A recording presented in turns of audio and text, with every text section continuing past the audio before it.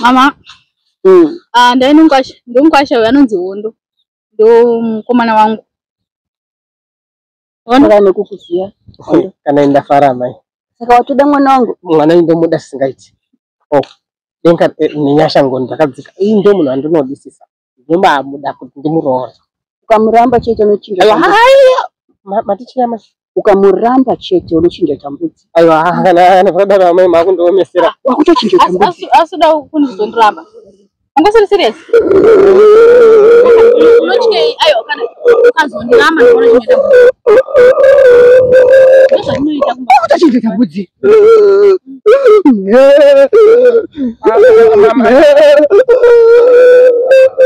Mama. Nyika yaZimbabwe ini ndinospray perfume ya ndikuratidze masprayero andinoita ini nokuti ndinakatenga zvine budget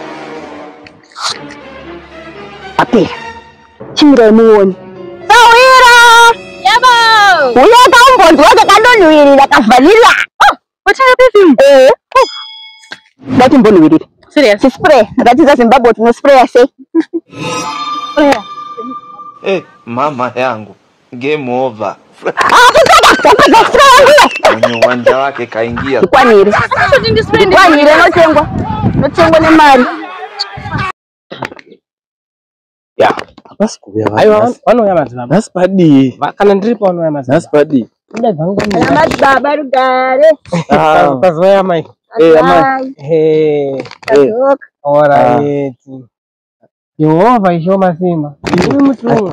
Atisapedza nguo. Uyai madzimai. Totenda. Endai na uya. Endai na. Madzibaba. Muri kuenda kupi madzibaba? Iwewe mudhara yewo nekushaya kwako wakutanga wakatanga rinobatsira. Kumurubve. Aiwa makatanga rinokubatsira newe mudhara yewo. Magemenza akwa mune munhu mutonera. Imadzibaba munongonyuka papa. Kwenda anoshandirwa. Aiwa zvamuye. Ndiriwenda kunopa pasa. Ngatoya kuno kuna nebawa kuno kutokuswera chipusiswa nemadhara yama. Aiwa hapana mweya apa cha hapana mweya apa siyana nawo vanhu ava. Hapana mweya sowere nyu bva mavhara madhara imi. Amuna mweya imi. Ya, ando chinja pa week number. Madzimai. Madzibaba. Ndokubatsira nei madzimai? Kuda murume madzibaba. Muruda murume? Azvinetsi simukai. Ndikuitire muteuro wewe. Jatisimuki. Oi, torai bhande. Moenda munorova musoro memunhu wamunoda. Musangodero. Unobva kudai nayevo. Totenda madzibaba. Madzimai. Madzibaba. Zvomakurova zveini? Ndada kuno tinoshandira muteu. Aiwa, haushandi madzimai. Shuwa mandibata. Ndipe bhandi rangu muende. Zvishandi. Ndipe kunyemba. Zvishandi endai.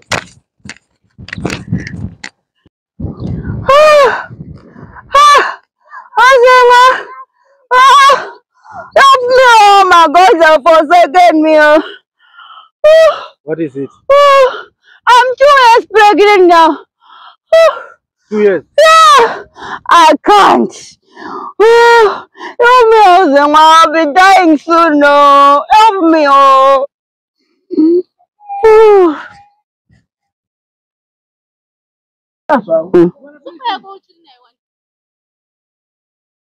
My daughter, wake up. Thank you, Azana. Where's my baby? There is your baby. How can I be better not doing like this? Now your son, no. Not my son, no. Not my son. Not my son. I didn't want this. I want the baby. Get out of my shrine. Before I strike you with my... I want the baby. Amadi will strike you. Take your son, no. Mama, I don't want to